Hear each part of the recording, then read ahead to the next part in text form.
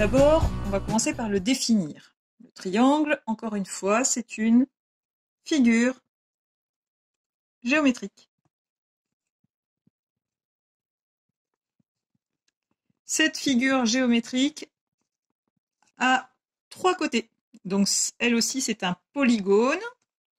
Je vous rappelle que le polygone, tout comme dans la vidéo sur le rectangle, eh bien, poly, ça veut dire plusieurs, gone, angle, plusieurs angles ou plusieurs côtés, puisqu'on a autant d'angles que de côtés dans une figure.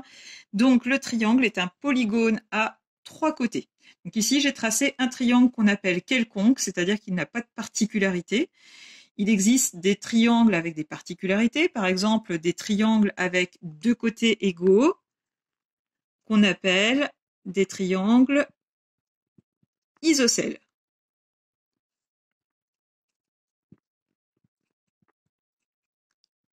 Des triangles avec trois côtés égaux,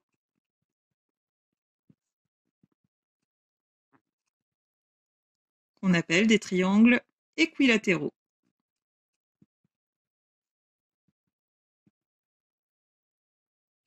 Et enfin, des triangles avec un angle droit, c'est-à-dire un angle qui forme 90 degrés, et ça s'appelle le triangle rectangle. Alors, là pour le moment, je vous parle de ce triangle quelconque qu'on peut quand même nommer. Je vous rappelle que quand on parle d'un triangle, on doit nommer ses sommets.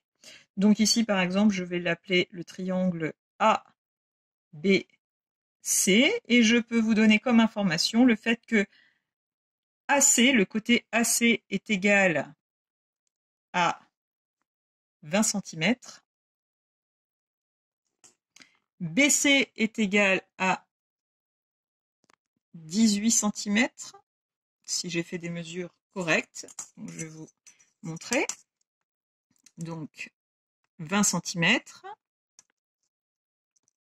18 cm, et le côté AB mesure donc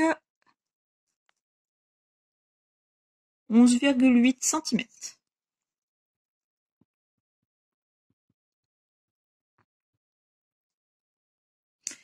Alors, tout comme pour le rectangle et le carré, eh bien, nous allons commencer par calculer le périmètre.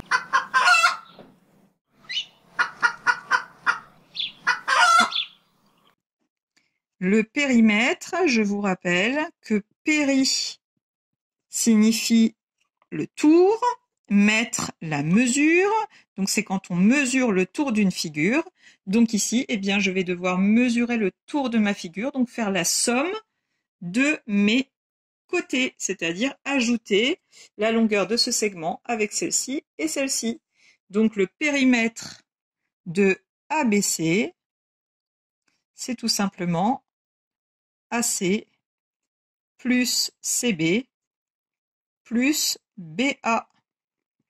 Donc AC 20 plus CB 18 plus BA 11,8. Ce qui donne, donc j'ai fait mon addition, ici j'ai des dixièmes, donc je n'ai que 8 dixièmes. J'ajoute mes unités, 8 et 1, 9. Et j'ajoute mes dizaines, 2 plus 1 plus 1, 4. 49,8 cm, puisque c'est une longueur, donc on garde l'unité de mesure des côtés. Bien sûr, je dois vérifier dans un premier temps que toutes les longueurs soient bien exprimées dans la même unité pour pouvoir les ajouter.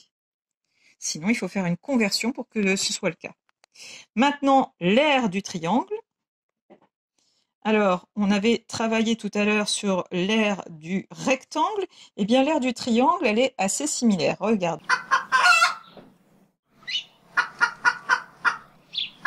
Et si j'observe ici mon triangle, eh bien, vous remarquerez que je peux construire tout autour un rectangle.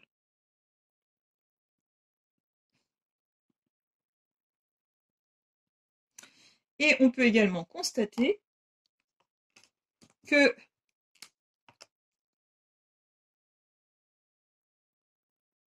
cette surface est égale à cette surface. et que cette surface est égale à celle-ci. Donc, si je calcule l'aire de ce rectangle, eh bien, ce sera égal au double de l'aire de mon triangle. Donc, pour trouver l'aire de ce triangle, il suffit d'utiliser ce côté qui est la longueur du rectangle et qui est aussi ce qu'on appelle la base du triangle, et multiplier par ce qui correspondrait à la largeur de mon rectangle, et ce qu'on appelle ici, alors regardez, c'est le segment qui est perpendiculaire à la base et qui passe par le sommet opposé, c'est ce qu'on appelle la hauteur du triangle.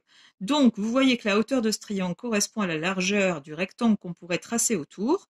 Donc, en faisant base multipliée par hauteur, ça correspond à longueur multipliée par largeur. Ça me donnera donc le double de l'aire de mon triangle. Donc, pour trouver l'aire de mon triangle, je n'aurai plus qu'à diviser par 2. La formule de l'aire du triangle est donc base multipliée par hauteur divisé par 2. Alors bien sûr, je vous ai montré cet exemple en partant de la base AC et de la hauteur qui passait par le point B, mais on pourrait faire exactement la même chose avec la base BC et la hauteur qui passerait par le point A, ou bien avec la base BA et la hauteur qui passerait par le point C. Donc ici, je vais mettre en application. La base AC est égale à 20, multiplié par la hauteur, alors que je n'ai pas mesuré encore. La hauteur ici est de 10,5.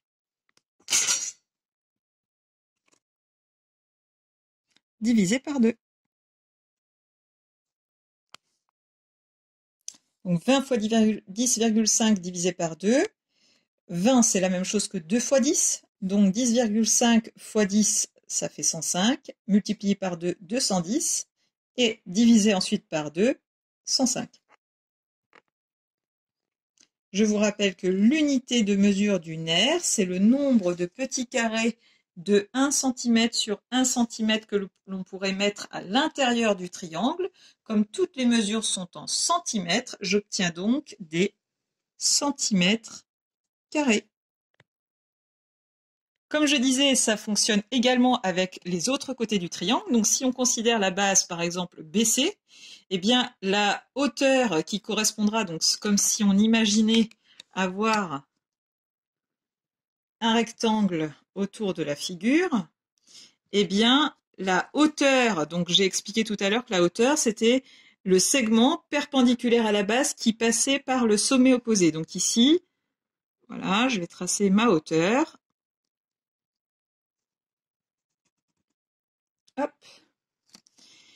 Donc là, vous voyez bien que ça nous fait encore une forme de rectangle qui pourrait encadrer notre triangle, avec cette aire-là qui correspondrait à celle-ci, cette aire-là qui correspondrait à celle-là.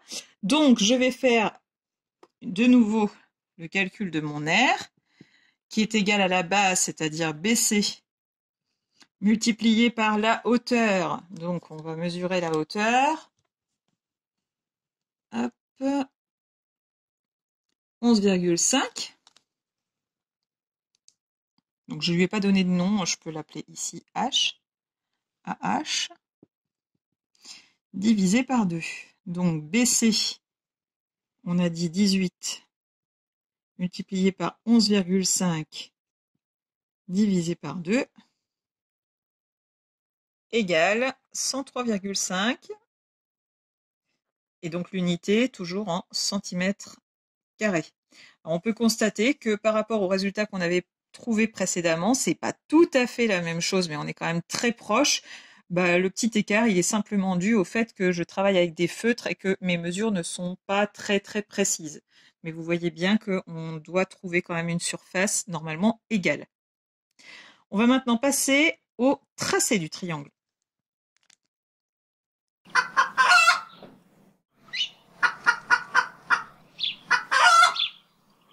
Alors, si je veux tracer un triangle ABC avec des contraintes particulières, par exemple, je souhaite avoir un triangle ABC avec AB égale 6, BC égale 5 et AC égale 4,5.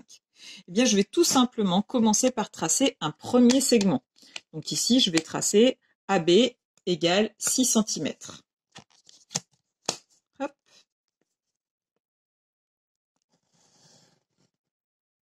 Voilà, j'ai tracé le premier segment. Voilà le segment AB que je nomme, bien sûr, aussitôt.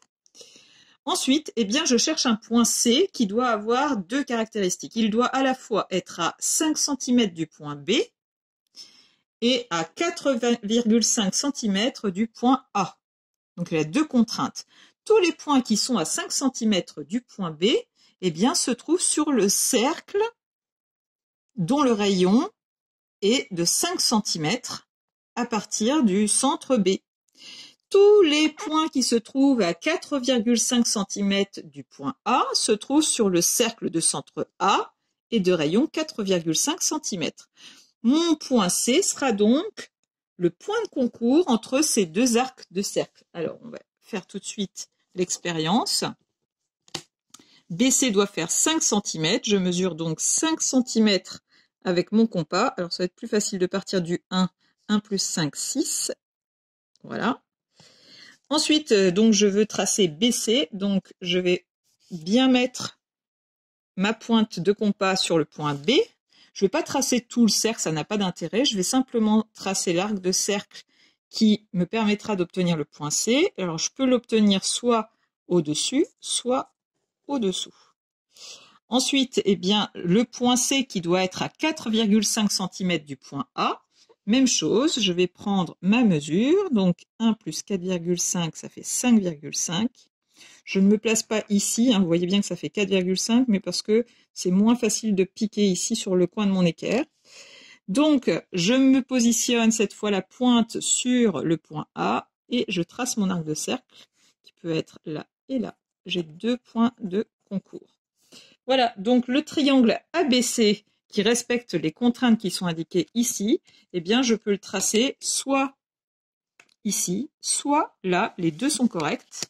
Je n'ai plus qu'à relier les points B et C.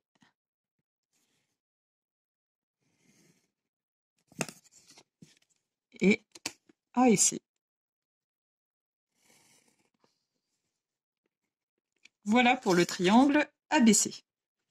Alors, cette application, elle est valable également pour tracer par exemple un triangle isocèle. Si je veux tracer un triangle isocèle, je peux tout à fait utiliser toujours ma base AB de 6 cm.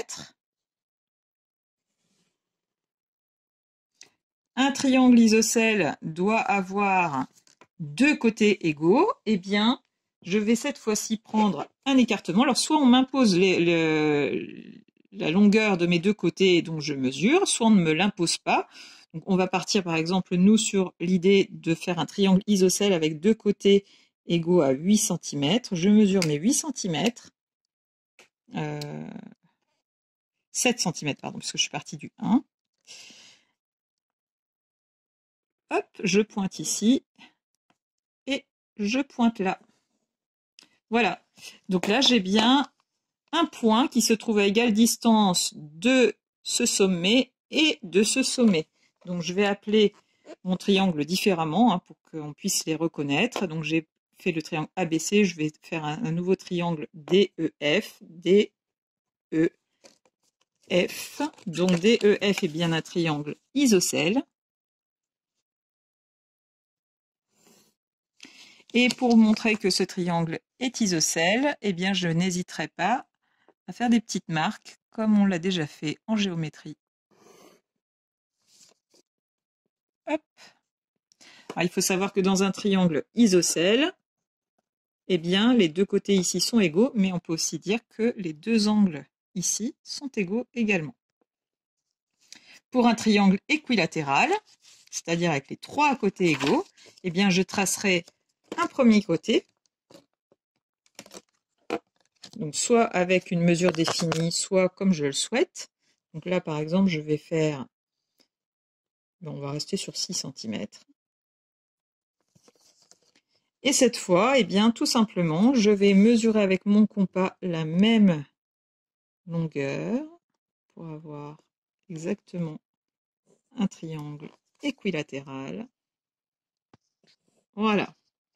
Cette fois-ci, mes trois côtés seront égaux.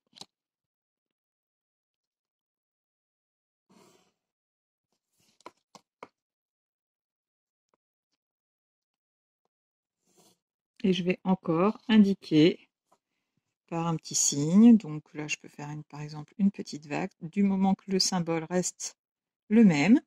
Et je peux également faire le constat que dans ce nouveau triangle, qu'on va appeler HIJ, eh bien les trois côtés sont égaux, mais les trois angles le sont également.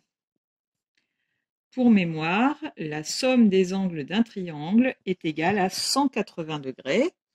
Donc ici, eh bien, comme ce sont trois angles égaux, 180 divisé par 3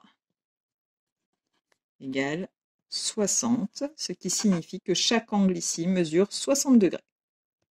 Voilà pour le petit rappel sur les triangles.